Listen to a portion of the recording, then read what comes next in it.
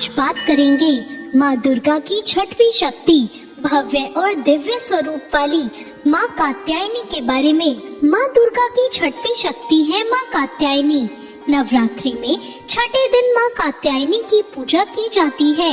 इनकी उपासना और आराधना से भक्तों को बड़ी आसानी से अर्थ, धर्म, काम और मोक्ष चारों फलों की प्राप्ति होती है।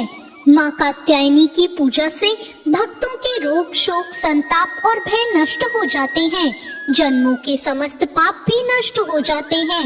इन देवी को नवरात्रि के छठे दिन पूजा जाता है।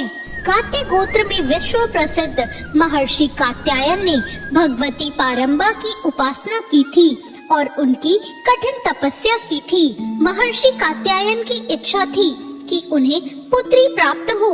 माँ भगवती ने उनकी ये इच्छा पूरी करने के लिए उनके घर पुत्री के रूप में जन्म लिया, इसलिए यह देवी कात्यायनी कहलाई।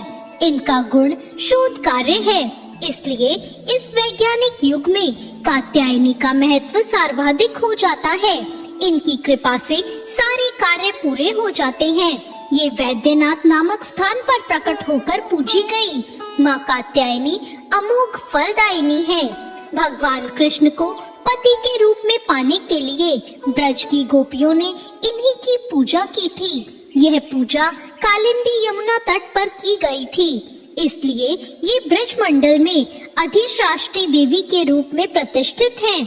इनका स्वरूप अत्यंत भव्य और दिव्य है। ये स्वर्ण के समान चमकीली हैं। इनकी 4 भुजाएं हैं। दाईं तरफ ऊपर वाला हाथ अभय मुद्रा में है और नीचे वाला हाथ वर मुद्रा में।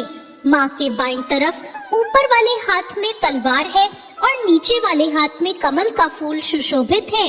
इनका वाहन भी सिंह है।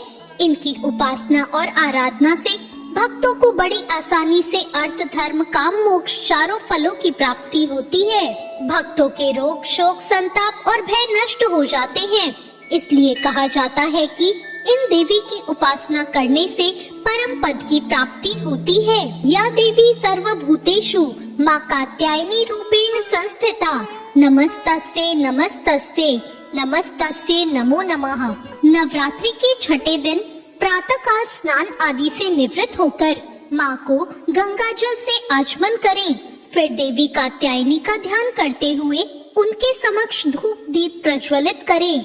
रोली से माँ को तिलक करें। अक्षत अर्पित करके पूजन करें। इस दिन माँ कात्यायनी को गुड़हल या लाल रंग का फूल चढ़ाना चाहिए।